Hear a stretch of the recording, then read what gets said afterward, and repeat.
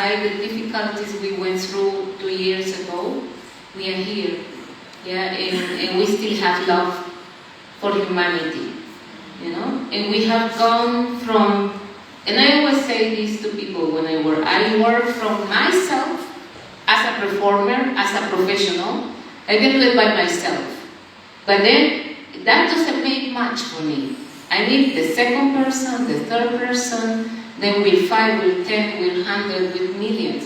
And in this room, we have thousands, close to millions of people being impacted if we put together the numbers of Plan International, the numbers of Conservation Nature, the numbers of Child Fund, the numbers of your projects. You know, we create that spiral that has to come from civil society.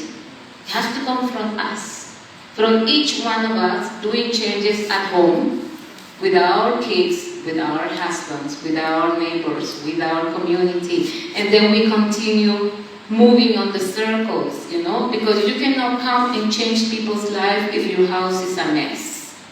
Tell me about it, isn't it? You know, and this is like it's one of the things that actually motivate me to do this kind of job. When I hear somebody preaching transformation and success, and I talk to success about self-realization, I don't talk to success about financial capacity. And you hear people talking about success, and then when you hear the stories about that person, and then you say, how can this person is telling me how to be better, right? When the story behind that person doesn't really project the reality. Let's work from home. Let's work on ourselves. Let's work on our instruction, you know, to be always to preach by example. And to do that, let me introduce, I think I'm going to start with my dear Rebian. You know, she's a spoken poetry artist, to actually connect our creativity to the message we are delivering. Rebian, nice to meet you. Welcome.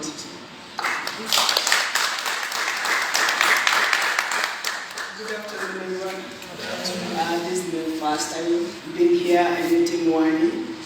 I came as a supporter to my partner.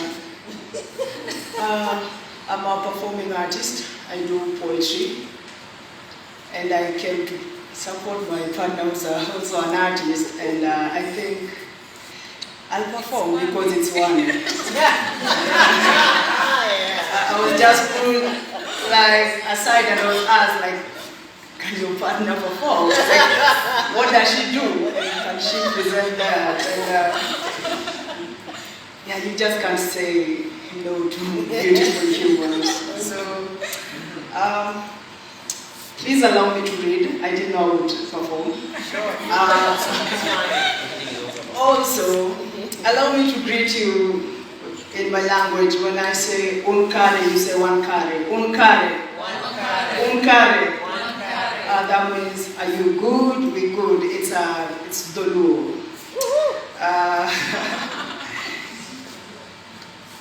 I use my art for activism because I'm an activist too.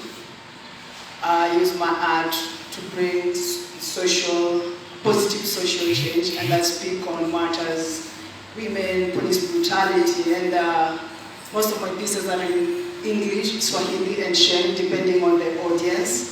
Because again, if you have to communicate, you have to make sure that people who are listening to you are getting what you're saying. And now to my piece.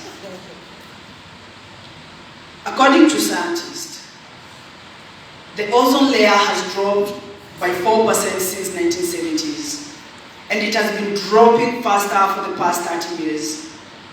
According to UN, the average number of humans exposed to heat waves has increased by approximately 125 million since the beginning of the century.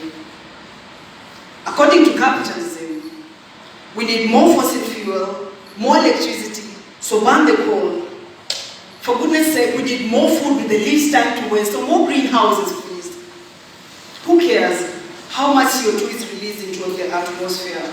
Who cares how much soil pollution we have to do to achieve it? Who even need trees when farmers need more space for farming? Yes, humans need urban infrastructure development to sell timber and palm oil. We need better forms. So let's keep mining. Capitalism, extracting and polluting, hunting animals and creating endangered species. The world is burning. The world is burning and the people responsible are shooting themselves off to space. The world is burning literally. The ocean bursts into flames. Floods, earthquakes, heat waves. Earth doesn't want us here anymore. We have abused our stay. The world is burning, but we're worried about the stock market. Our being here is not special. It is not out of the norm. It is a privilege. A privilege that we have abused. We need policies to be practiced, not just movements to protect the earth. I'll repeat that. We need policies to be practiced, not just movements to protect the earth, for the earth doesn't need us to protect it. It needs us to respect it. Right? The world doesn't need us to protect it, it needs us to respect it. Thank you.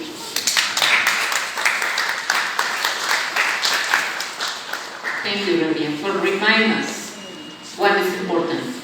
Yeah, thank you. So now we're going to welcome Seise Bagbo, who is one of our former volunteer therapists. She's a doctor, medical doctor. She's an oncologist. But now she's going to tell you why she decided to go into another direction. You don't set me up like that. Life was like I have a lot of explaining to do. When I met Wani, I was 19 going 20, and I was still a doctor. I think I was in 5th year. I was just finishing. Yeah. Then the next year, I had Wani used to do this thing. I love food. I love food a lot.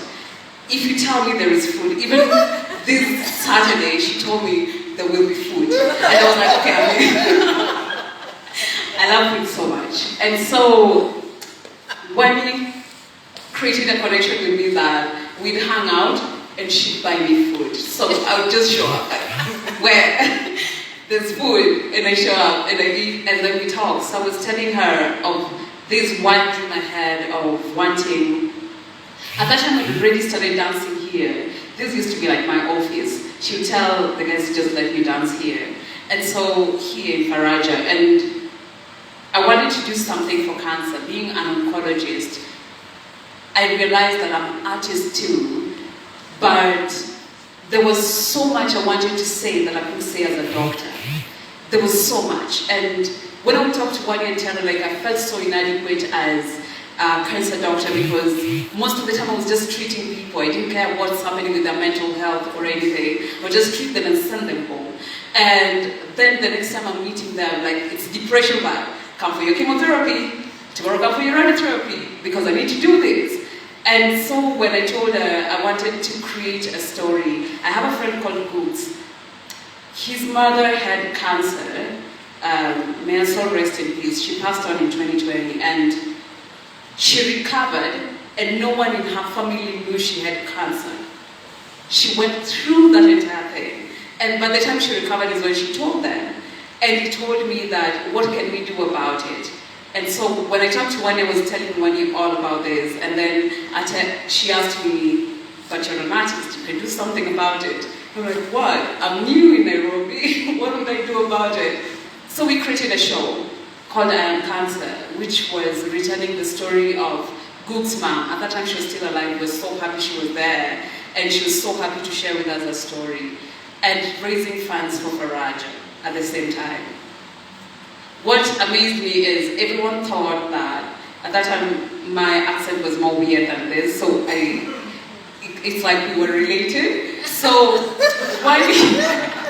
when we paid for the venue that we were going to have the show, and she paid on Friday. After I told those guys, I don't have money, I swear I don't have money. And then she showed up and paid, and everyone was like, you lied, she sent someone. And for me, I think that's where my relationship with Wani began. And last year, when I was going through such a hard time, I'm an activist, and the world has been burning for a while. The world has been burning. And last year it was so bad on my mental health. I remember one asked me, but you're an artist, what can you do about it? And one of the most important things to me, and this I think has been, in the last 5 years I've been tracing my lineage and my ancestors, and knowing that there's something that stuck with me when we have these numerous calls and messages on Messenger. I was reading at that time and someone said, if you're here, then there is proof that people like you have been here, because we know the universe has been very selective about people who get to survive.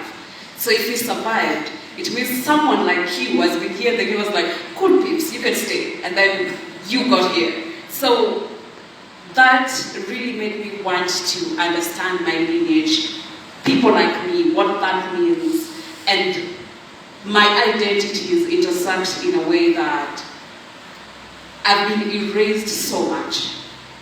People like me have been erased from history, and that goes down to how I wanted to live my life and how I live it now.